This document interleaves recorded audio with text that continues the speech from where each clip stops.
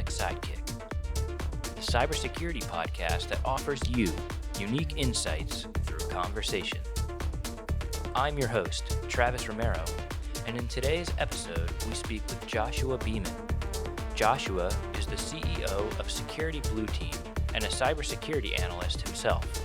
Their hallmark certification, Blue Team Level 1, has captured the eyes and ears of many in the security operations space, especially those looking to break into the cybersecurity industry. In this episode, Josh and I have a great conversation. We talk extensively about Security Blue Team as a company and its origin story. But perhaps uniquely, we talk a lot about Josh as a person and his entry into the cybersecurity space and the passions and projects that led him to create the company in the first place. I hope you find this conversation as exciting and valuable as I did. I want to thank Josh again for participating in this podcast, and I hope you'll go check out Security Blue Team, as I genuinely feel it's changed the security operations training space for the best. I'm also excited to be able to announce that if you're listening to this podcast on its release date of August 1st, 2023, I was given permission to give away one free license to the Security Blue Team Level 1 training course and certification. In order to win, all you have to do is subscribe for free at infoseksidekick.com. Now, let's hop right into the conversation with Josh Beaman.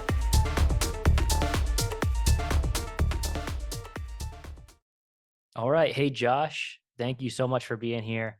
Why don't you start off by just kind of giving everyone a little intro to who you are and what you're up to? Yeah, sure. Thanks for having me. I'm Josh. I'm the CEO director at Security Blue Team, and I also work as a senior security analyst. CEO and lead trainer. Lead trainer. It's a dual role. Yeah, awesome. So Security Blue Team is something that has come across my radar fairly recently. I work in the security operations space, have always been Blue Team. I was never as instantly infatuated by like the red team side of it and, running towards being a pen tester. And my passion was always, what everyone was calling blue team in college. Obviously your company name is very SEO friendly because, uh, blue team, right, is in the name. What can you tell me about like Security Blue Team as a company? When did it start? What are you guys doing? What's your guys' mission? Just a little bit about it. Yeah, sure. So we started around about 4 years ago, around about 4 years ago, and for quite a while it was just myself. Um, and kind of the way that we formed was very strange. I never anticipated it to become anything, let alone what it is as it is today. Um, I did an internship in a SOC where I was a tier one security analyst, and this was for the third year of my 4 year degree at university, which was cybersecurity management. And I was very lucky to get a role in a SOC, right? Everybody knows how hard it is to break into a SOC anyway. So to be able to do it as an intern was absolutely changed my life. So I did the year of the SOC. I absolutely loved it. That's why I still haven't stopped doing it. And after that year, I went back to uni for my final year, and I just decided to kind of create some free resources that people could use to learn from what I did day to day, working in a real corporate SOC. And I just put together some like short courses, some of it are like fun practical activities, just on like OSINT and phishing analysis and stuff like that. And I posted it on Reddit. I didn't really have, I had no expectations at all. I was like, I'm just going to post it. If somebody reads it, cool. If they don't, I've still, just solidified my knowledge by getting it down. And then 2,300 people later, I was like, oh, hang on a minute, people actually like this. And back at the time, there was really nothing similar on the market, apart from, like the big players like Sands and CompTIA. But apart from that, we didn't have any of the competitors that we see now. So it was a very, very big gap in the market 4 years ago. And I kind of just decided, when I finish uni, I'm going to keep doing the SOC work, but I'm going to do this on the side, make it more formalized, get industry experts in to review the content, build more structured learning, and it kind of just went on from there. Yeah, Great background there. And I realize I kind of skipped over one thing I really wanted to hit on, which was kind of you as a person, as Josh. So we'll get back to the security blue team stuff because I think there's a lot to talk about there. But I think it's personally kind of fascinating, you having this level of insight and kind of curiosity, um, while you're still at university, as a third year student. Um, as a side note, internships are super important. Doing these types of extracurricular stuff is super important. You don't have to start a company, um, but like this, just as a side note for people who are listening, because I know you're also passionate about helping people get into the space. Finding those internships if you're lucky enough, and really trying there is important. But um, talk me through like your start into college. Like, how did you kind of happen upon choosing security management as like a major? Um, Yeah, uh, so yeah, it was. I went to so I did my A levels, which is kind of the higher education in the UK. So you do 2 years, you do your AS levels, and then the second year is your A levels. So I did my first year of AS levels, and I failed literally everything. Like I got U's, which is ungradable. So it was that bad. It wasn't a fail. It was they can't even give me any marks. The only thing I actually passed was IT, obviously because I had an interest in IT since I was a kid. So they didn't let me continue to do my second year of A levels, which is not really a surprise looking back. So I decided to go to college instead, and I did an IT diploma for 2 years. Yeah, 2 years. And one of the modules in the second year was cybersecurity. Looking back, it was very, very basic, low level, but it was just interesting. Um, so after we did that, I know it was starting to get to the time where you look at universities, and I was looking around, and that's when I picked the university that I went to because they had a cybersecurity management degree, which sounded cool because it was kind of like still kind of technical and tactical, but also strategic. And I kind of just figured that having that high level understanding as well could be very useful in the future. Um, and then, yeah, I put in my request. They gave me an unconditional offer. They were like, yeah, come.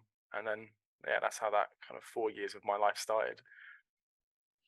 cool. So when you were looking into that program and kind of selected that and made that move, I had brought up earlier this kind of like red team versus blue team mentality. Um, when I went to college, I was there for like software engineering, right? So like programming, and very quickly realized like that's not for me. I'm not a huge fan. And similar to you, I was just kind of getting bad grades and spending most of my time like, looking at cybersecurity stuff. Um, but in computer science, one of the kind of like um, I guess common stereotypes was like everyone wanted to go into video game design, you Yeah. know? And so, but it was almost like, guys, like if you're going to major in this, that's great as a goal, but like just realize 90% of you are going to be like Java programmers at like the most boring company ever. Like that's just kind of how it is. Um, Now I'm not making a direct one-on-one comparison here, but the red teaming to me, like I noticed a lot of people getting sucked into that almost just because of the sexiness, like in a way. Um, what was Same. that journey like for you in terms of like determining whether you were going to pursue kind of like a penetration testing path or a blue team path? So it's actually quite funny. When I started in the SOC, although I was doing kind of like your tier one event triage and things like that, is I was actually one of the founding members of our internal vulnerability assessment team. So actually, my start was actually kind of more red team focused. I was doing vulnerability assessments. I did, things like the EJPT cert. I grabbed that. I think that was my first ever cert. So I was actually very much red in the beginning. Obviously, that was very early days of my career, so there was time for me to change. But that's where I started, and that's where I was very, very interested for kind of most of that first year. And I was looking at other red team certs at the time. I was doing labs on Metasploit and all of these different red team things. And it was only after when I left and started creating the blue team training, because there was already so much red team training out there.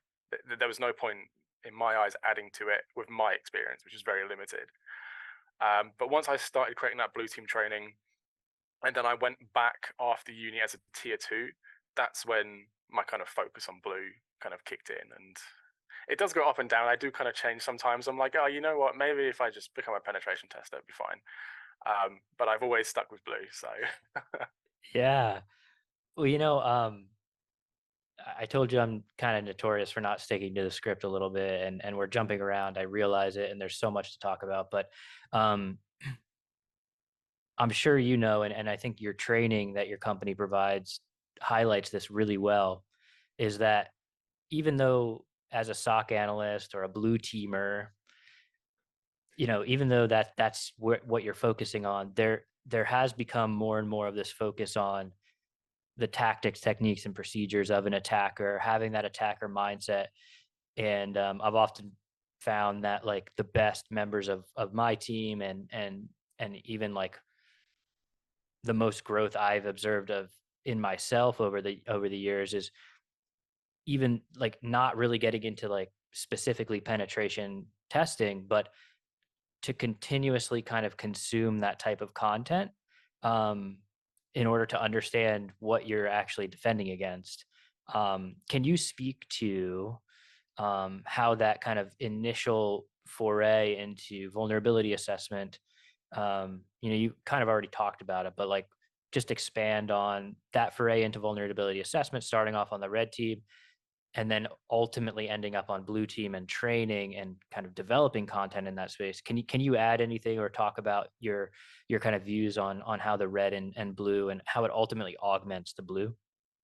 yeah, I think at the end of the day, right, it's pretty obvious that if you know both, you're going to be a better security professional. Um, so I've obviously got a lot more blue exposure, but having the red team stuff, whether it's through the certs that I've done much more high level red team certs as well. But you can, if just being able to see both sides makes everything easier. So if you go away and do some pen test labs or something like that, and then you go back and you're working in the SOC, you think, oh, okay, well, when I was doing that lab or that training, I could get in this way. And then you just flip it. You go, okay, well, how can I detect if they get in that way? And it is just insanely useful to just know both sides of the coin, which is where the whole mysterious purple team phrase comes from that nobody can really define. But yeah, if you can just do both, there's no downsides at all. Yeah. Yeah. And you brought up purple team and I was kind of going to go there. Um, it's kind of like putting a word on something that everyone already was probably doing to a certain extent, but as with anything, it can be helpful to define it to help start maturing that, right? And I think one of the really good starting points for people, if you're lucky enough to have a blue team job today, or if you're on the red team and you're interested in the blue team, one of the really kind of like initial steps that I've found that's really helpful in the quote unquote purple team space is just to look at the opposing kind of report from one side of the house to the other, right? So if your team, if you're in a company and you have a red team and a blue team and there's really no cross pollination right now, and um, but you're kind of interested to like just build your own skill up, um, reach out to the red team and say, can I just see your most recent pen testing report? And then start running through that and saying like, did I detect this? How would I detect this? What is it that they're actually trying to accomplish? And then put that into the framework of your, your day job. Um, I just think that's a really good, interesting first step to take. Yeah, I was going to say, I've heard stories where pen testers have done an engagement and they're like, yeah, cool, we did it. And then they go and speak to the blue team, and the blue team's like, well, here's all of the artifacts that you dropped on these machines when you were on them. Here's everything. Here's how we could see everything you were doing. So yeah, like you said, just engaging with both sides, and you can both learn from it. So really, really useful. Yeah. So I guess that leads me to the blue team level one certification. So we know you, Josh, find this kind of need in the blue team space, right? Of a gap in training, and I think it's no mystery. to like you or I or everyone listening that there's a lot of people out there, probably a lot who are listening as well, who are just looking to break into to this, kind of sock space. Um, and that's a subcategory. There's also people who are also in sock roles, and um, you know, like you were mentioning, there's the big players, but you know, security blue team, it ran across my uh, my screen fairly recently, and it's already become this certification that I really push on our L1 analysts because it just contains a level of practicality that I don't really even know how to describe it. It just contains a level of practicality, and there's a test, right? Like there is a way to test that knowledge and prove out the knowledge. Um, and it's just so focused. It's so focused on the daily, responsibility of the SOC analyst. Um, I don't know where you want to start here. And by the way, like we don't have any sort of official partnership. I'm not like, you know, this is just genuinely like it crossed my desk. I've been very impressed and it's already just kind of become part of our curriculum. Um, so I don't know why. Talk to me about the journey of kind of releasing this, what it is, um, and how how the experience for you has been so far. Yeah, sure. So when after I created those free courses on Reddit and I kind of identified there was that gap for structured blue team learning that wasn't £6,000 a course, um, that's when I started writing BTL1. And I think the reason that it's so applicable and realistic of what most conventional SOCs do is that all of the content in there is based entirely on the 1 year of a tier one SOC role that I did during uni. So it's literally all first-hand experience of what we did working in a corporate SOC for a large organization. Um, but yeah, at the time there was no training that kind of was just broad security operations. There was all these specializations and like generic security knowledge. And then at the time, everything that existed essentially was a multiple choice assessment, right? So you'd cram, study, knowledge, fill up your brain, and then as soon as you get in the exam, you just dump it. You've got a 1 in 4 chance of getting it right anyway. There was just nothing practical, right? I kind of imagined what I would have wanted going into that year one of a SOC, and it was labs. It was to understand all the different domains and remits. It was to understand just key concepts like MITRE ATT&CK and indicators of compromise and just all that basic stuff. And I thought, well, if there's nothing out there, then we might as well make it. So I just sat down. I don't know how long I worked on it for. I don't want to think about it. But a long, long time. And then when it was done, I kind of realized, okay, well, we've got this course. It's got activities. This is before we actually moved them to labs, but it had hands-on activities that you could do yourself.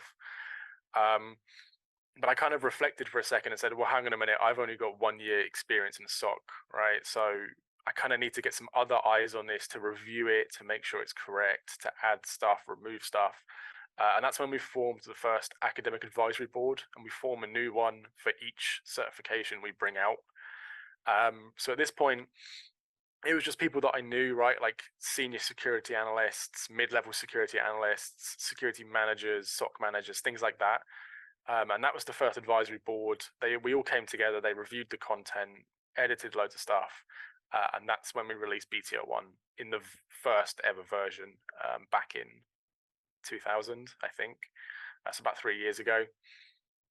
And yeah, it just kind of went on from there, right? As you can imagine, with any new kind of training or certification, everybody's like very doubtful.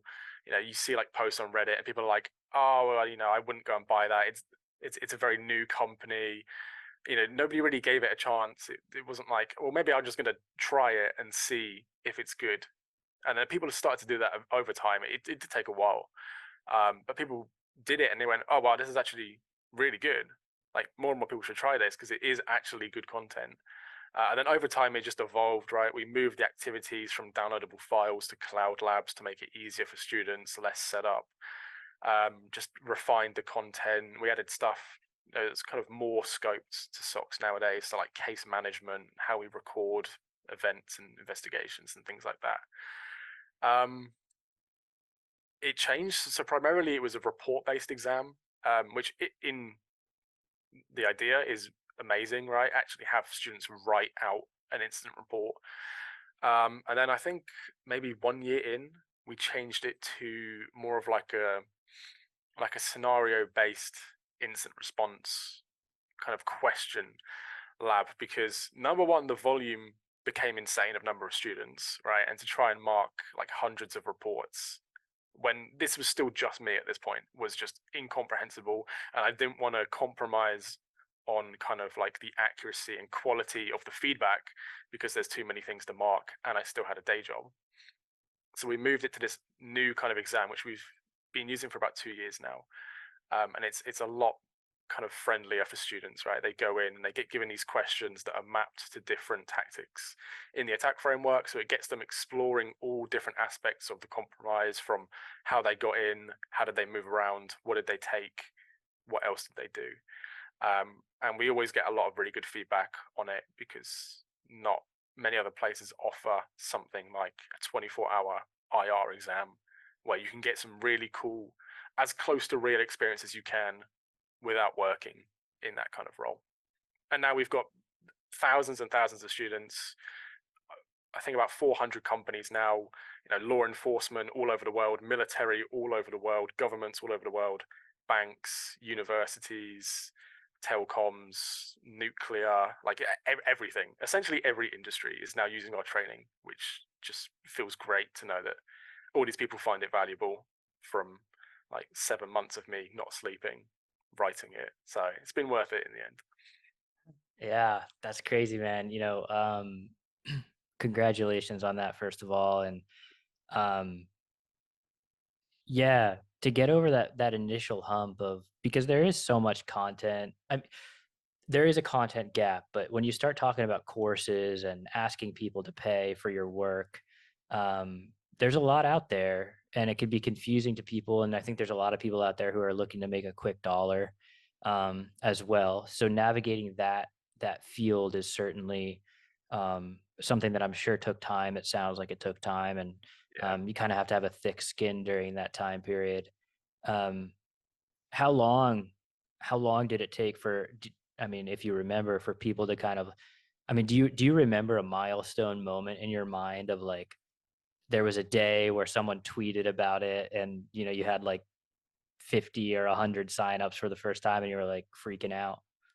There's been some pretty cool kind of like milestones. I remember that there was one time where Heath Adams from TCM, he tweeted that he was going through the course, which was like, whoa, like I know who you are. It's really cool that you, as an educator, have picked up my course. Even for him to just look through it and to purchase it with his money was really cool. There was times where like we got our first corporate orders, and we were like, oh wow, this company wants 20 licenses, like this is insane compared to how the volume of sales was at the time. And then back in the day, we'd have maybe like 30 people pass a month, and now we have hundreds per week. So it's insane. Yeah. But So, yeah, it's too long. This is just a huge blur. well, it's good, man. So you said you're at hundreds per week now. That's what you said? Hundreds per week, hundreds per Of month, passing hundreds per per month. month. Okay. I mean, that's still pretty good. Right, it's still pretty good, yeah. Oh man, good stuff, man.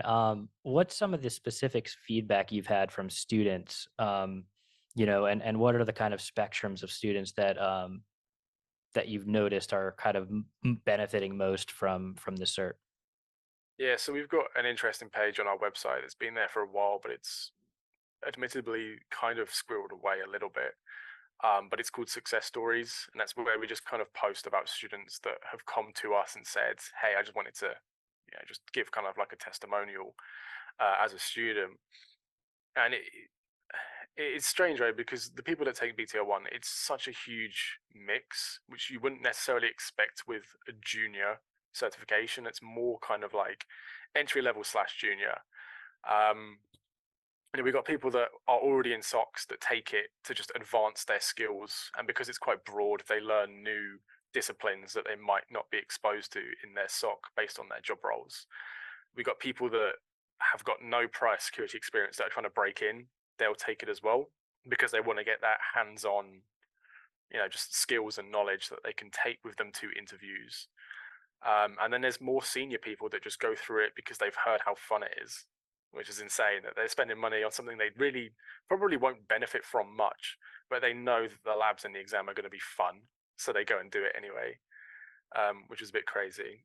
But yeah, there's so many different feedbacks. I know, like, there's people that say like, oh, I was applying for loads of jobs and then I did BTO1 and then I managed to get a job as a SOC analyst, or people like on a success stories page that were a SOC analyst and then they became a tier 2 because they did BTO1 and they could verify that they're at a higher level than what is required of that company's tier 1s, things like that. It all sounds very biased coming out of my mouth. Of course, I'm going to say it's great, but to actually go and read these testimonials from real students that have purchased the course and completed it, and then just progressed in their careers, whether it's upwards, laterally, or just breaking in, is really, really cool to hear. And we hear it a lot, which is awesome. Yeah. So in a way, the best kind of, I guess, spreading of the word is by other people's words of mouth, right? And that's ultimately how you gain the most recognition and I think Mhm. legitimacy. What is your kind of ultimate sell to companies? I mean, if you had to, and maybe you already kind of hit on this stuff, right? But I think more and more companies, like myself as a hiring manager, I think if I saw that, sir, I would give a decent amount of stock in that, right? Like, okay, I know what this is. I've been exposed to it. If you were talking to people, hiring managers or, um, directors of security, CISOs, and such, what is your kind of pitch about the training of like, if you see this on a resume, like, what should you expect from a student? So I think somebody that has it and they've actually earned it, and they've completed the assessment, that is going to be somebody, regardless of whatever previous experience they had, will effectively be able to do everything a conventional tier 1 SOC analyst would do. So, the kind of primary domains that are in the course that align to that job role, you got your phishing analysis, which I still haven't seen anywhere really teach that, not even big name providers. It's just never been covered. But like when I was a tier 1, it was phishing every day. Like you always have phishing. So phishing analysis is a huge thing. And a lot of people say that that wins hiring managers over when they go in and they're like, what's a phishing email? And then the candidate says, well, this is a phishing email. These are different techniques that can be used. This is how we can collect indicators from it. This is how we can take defensive measures. This is how I'd write up the case, things like that. Digital forensics, which is typically not what a tier 1 SOC analyst will do, not kind of in its real sense, but they'll apply some of those kind of methodologies to how their investigations work, how they're written. Incident response, which again, a tier 1 SOC analyst is kind of doing it. It's more kind of event handling and incident handling, not incident response. But it's good for them to understand things like the pickerel life cycle, the attack framework, how companies respond to incidents so they can kind of show that knowledge because they're doing it at a albeit lower level. God, what else is there? SIEM, obviously SIEM is a huge thing, especially for SOCs, right? As far as I'm aware, every SOC is using some kind of SIEM platform. So they just understand, what logs are, how we get logs from all these different devices into one location, how we correlate that, what detection logic is, what alerts are, how we investigate alerts, how we look at dashboards, things like that. And threat intelligence as well, which is also becoming increasingly more important, right? How to do intelligence-driven investigations, what are indicators of compromise? Again, what's the attack framework? What's the cyber kill chain? What are threat actors? What are their motivations? Why do they operate in cyberspace? What are they trying to do? So somebody that has BTO1 will essentially, in theory, be able to do everything a tier 1 would do in a SOC and more, because most conventional tier 1s are just sat there looking at the SIEM, looking at the EDR, and that's their job, right? To just do that frontline event handling. Is it true positive? Is it a false positive? What's going on?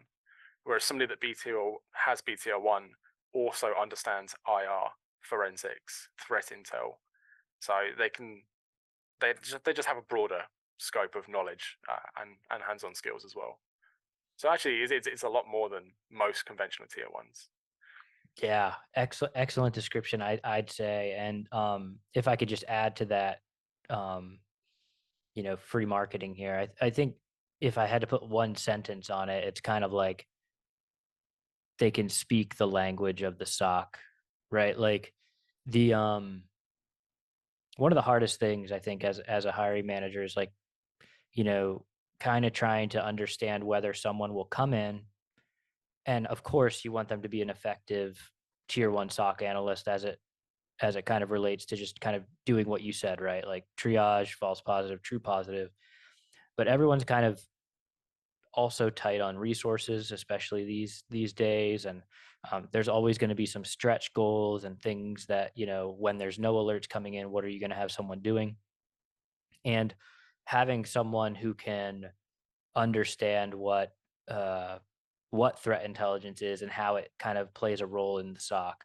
You know, what feeds a seam? Yeah, sure, it's alerts, but how does it get fed? And what are the things that kind of those underlying concepts? Like it allows someone to pivot into that conversation from a point of understanding as opposed to at a point of zero understanding and having to learn from the ground up. So um yeah, I just think it's super valuable. And to your point about, the phishing, it's so funny, man. Like the first question anyone asks on a hiring, on an interview is like, "So what can you tell me about what you do if you saw a phishing email?" And Yeah, I guess as a blue team industry, like it's just one of those things. It's like, well, I assume you just have learned that over your time, like studying. yeah, So I think it's cool that you've explicitly put that in there. yeah. It's a big part of the cert because it's a big part of working in a SOC. So it just made sense for it to be covered, and the fact that still nobody else really covers it is mind-boggling. It's such a Yeah, big part of our job. 100%, man. Uh, Yeah, I don't know the official numbers because there's so many different reports coming out nowadays, but quote unquote, kind of it's the number one attack vector, so on Yeah, and so forth, right? So, definitely a big part. Um, cool, man. So blue team level one, it's a really cool cert. I like it, and I think it's making a difference in the industry. Thanks again for releasing that. And the the place I wanted to go next is other certifications. So mhm, perhaps you never thought this would be part of the conversation, of course, when you started the company, right? But now you're starting to explore additional certifications, more advanced certifications. And I noticed you even have like free courses on your website. Um, so I think it's fair to say BTL1 kind of your most popular. yeah. Um, what else are you guys working on? So yeah, like you mentioned, we've got the free courses on our website, which are basically an evolution of those free courses I released after my first year. So kind of how SBT started. Um, they were paid for like a year or two, and then we just decided, you know what, it's just worth making this knowledge accessible. So we made them all free, and my team are actually going through them as we speak and improving them because they haven't been touched in quite a while. So they're going through and just fixing things, addressing ththings, adding more content. All going to stay free, of course. But yeah, they're just generally improving those 6 free courses, which cover. I can only ever remember 5 of them: OSINT forensics, vulnerability management, threat hunting, dark web operations, and network analysis. There we go. Nailed it. So they're kind of the 6 free courses we have at the moment. We've got another free course coming out. We've got 2 actually. The first one is mental health in cybersecurity, which is going to be really cool. I mean, obviously that's going to be free. If we charge for that, I think our reputation would be gone in a matter of days. But that covers things like imposter syndrome, burnout, alert fatigue. Not really. Well, it ties in stress, anxiety, things like that. And it's just got loads of cool like help resources and how to identify it, how to talk about it. Just kind of try and get that conversation going. Because although it's 2023, mental health is still pretty big stigma. And working in our industry, you're going to feel it a lot. So really, really important. It's going to be good to get that out. We've got another free course, which is kind of off the back of improving the current free courses, is just like just how to build virtual machines, because a lot of people take the free courses and it's like, okay, well now go to your VM and do this. And they're like, what's a VM?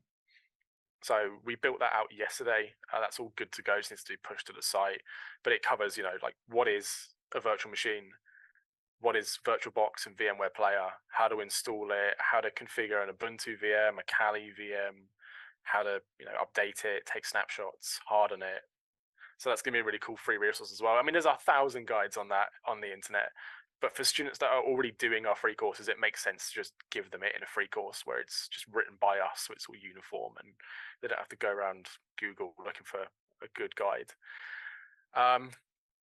What else? We've got Blue Team Level 2, which is the advanced SecOps. This, is kind of a different audience than BTL1, because BTL1 is kind of for, individual learners, people that are trying to break into the industry, or are in these kind of junior roles. But then BTL2 is kind of more aimed at people that have been working in industry for kind of a couple years, at least. And it's more kind of focused towards companies buying the training for their team.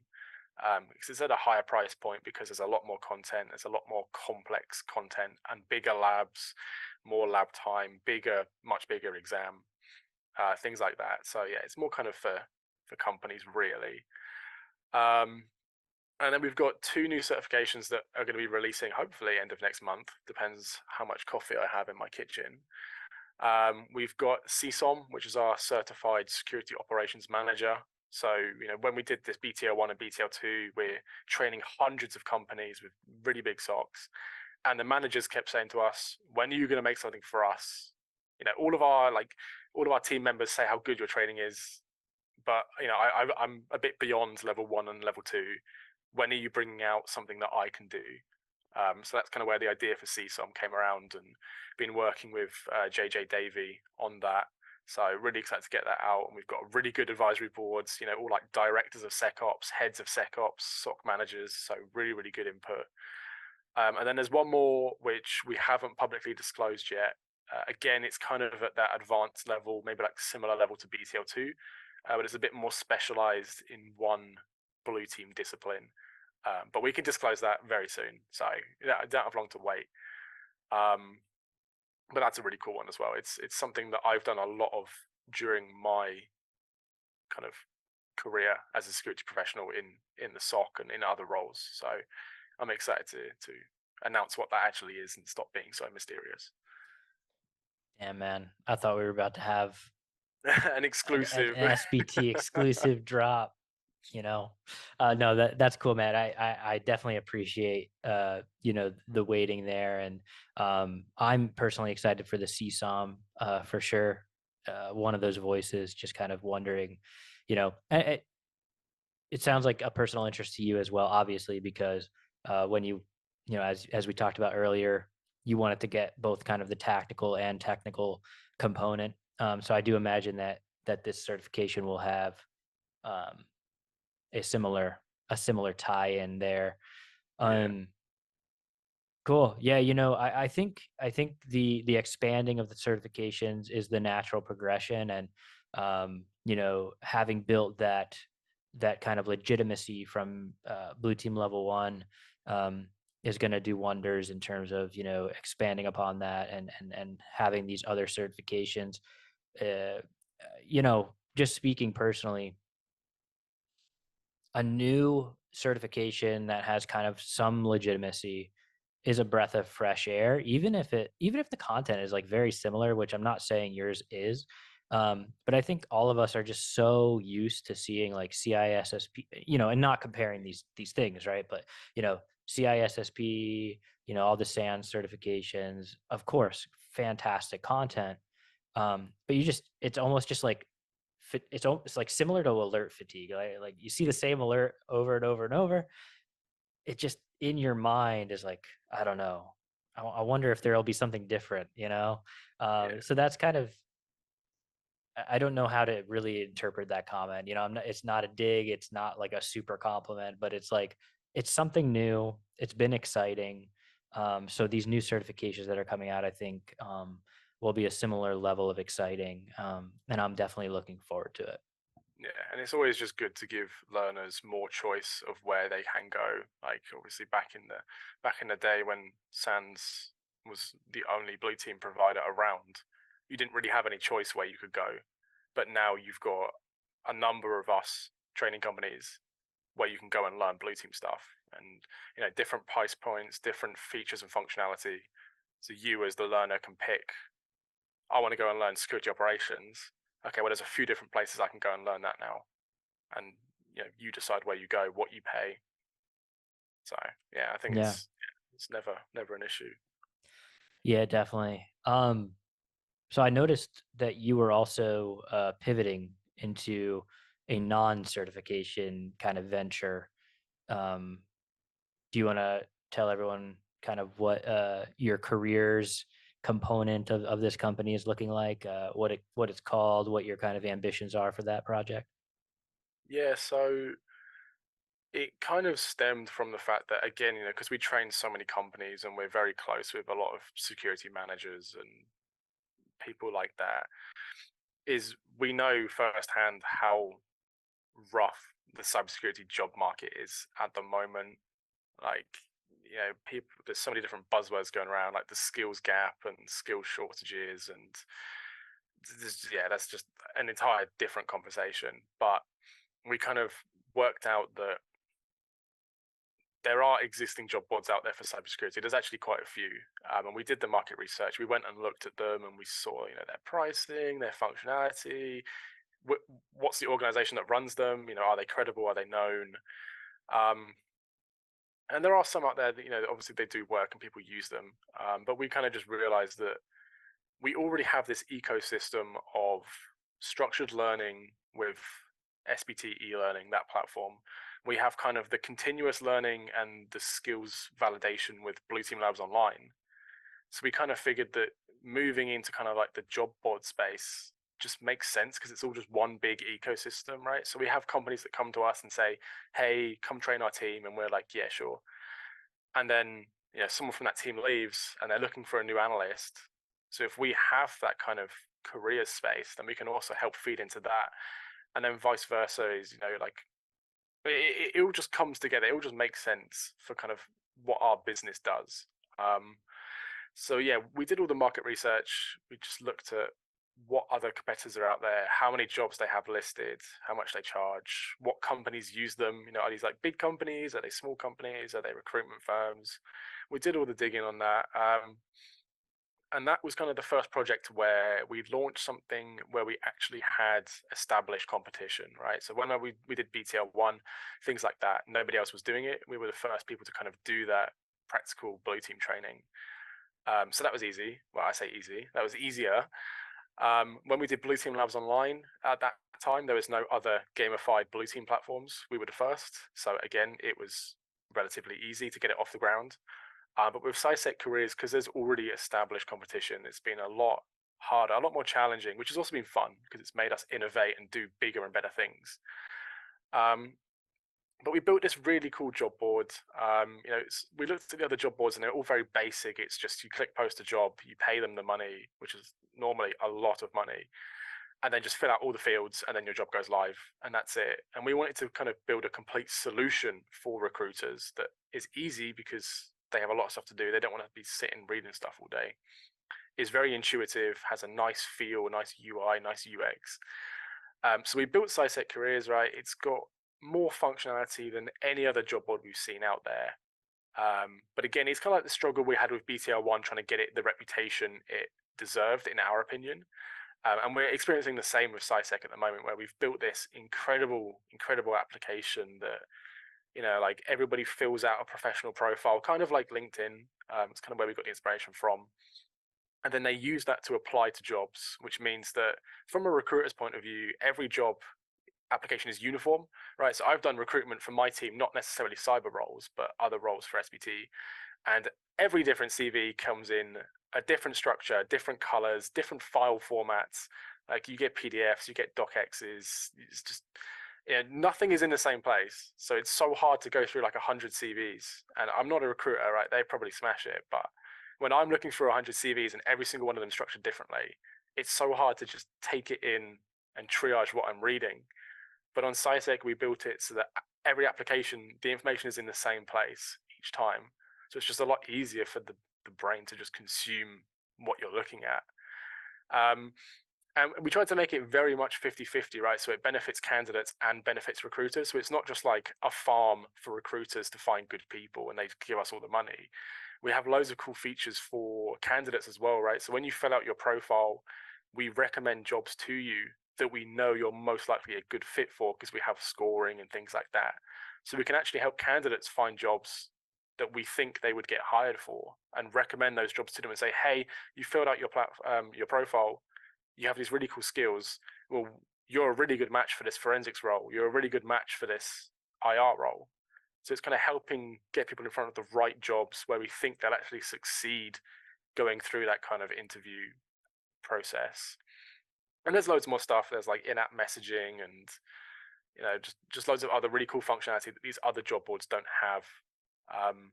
And we are still trying very hard to make it the job board for the industry. We're cheaper than most of the other job boards. Not that we're charging at the moment. We're going to keep it free as long as we need to.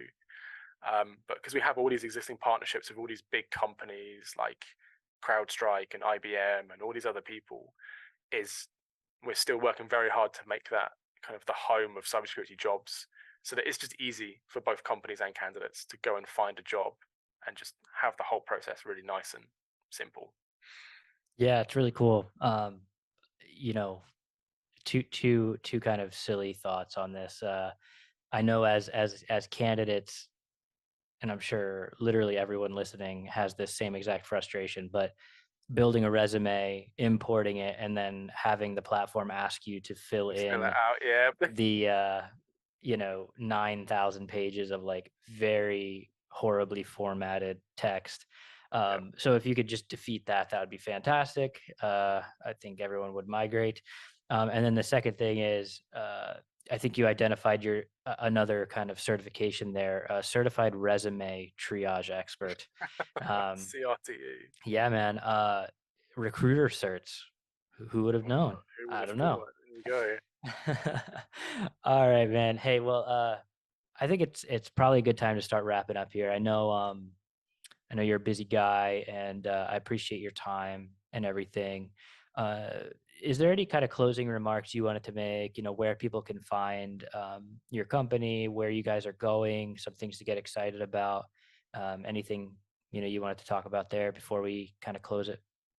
Yeah, for sure. So I'd recommend anybody that's trying to break into the industry, right? Like, I think we all know how hard it is these days because a lot more people are interested in what we do.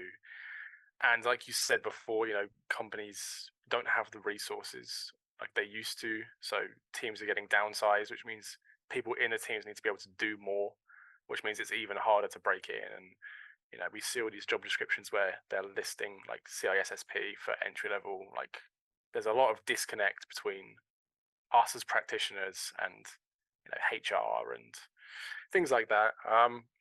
So it really is not easy to break in. I was, like I said earlier, extremely lucky. If I hadn't have got that internship, who knows, I might not have ever got a job in a SOC. I could have changed roles and become a games designer doing Java programming. So I'd say first and foremost, just don't give up, right? It is hard to set yourself apart when everybody else is trying to do the same thing. But when you break in, it is insanely rewarding. I wouldn't change what I do for anything, which is why I still work both jobs, because it's just insane once you get in. Take a look at the free courses on our website, securityblue.team, because we like funky top level domains. Go check out the free courses. We're revamping them at the moment, so they're only going to get better. I don't even know what else to say. There's so many free resources out there at the moment from other providers, right? Like Try Hack Me is good, Cyber Defenders is good, Let's Defend is good, and there's obviously a lot of other stuff for the red team. Hack the Box. Just go out and do it, because that's what's going to set you apart, right? On your CV, if you're like, oh, I'm interested in security, I'm applying for a junior SOC analyst role, that's fine. But if in your CV you've put, I've done loads of Try Hack Me rooms, I've done investigations on Blue Team Labs Online, I've done all this stuff that you've gone out in your own time to develop your skills and your knowledge and your hands-on, is just insane to scream about, and that is what will set you apart. Even if everybody else is doing it, it's still setting you apart from somebody. Yeah, that's it. Just feel free to follow us on LinkedIn. We have a lot of cool stuff coming that's free. We're trying to do a lot more stuff kind of for the benefit of the industry. We have our products that we sell, but now that our team's getting bigger, we can do more things just for the good of other people. Um, we've got like YouTube series that will be coming out soon. We've got more free courses, more free content. So yeah, there's a lot of other places that offer you really cool stuff, but feel free to check us out as well. We do have some cool things that I'm sure would help you. Awesome. Awesome, Josh. Thanks again, man. It's been a pleasure to finally have you on the show and talk a little bit about your company and yourself. I think you're an interesting guy and doing a lot of good work. So um thanks again, Josh, and let's talk to you later. Yeah, appreciate it. Thanks for having me.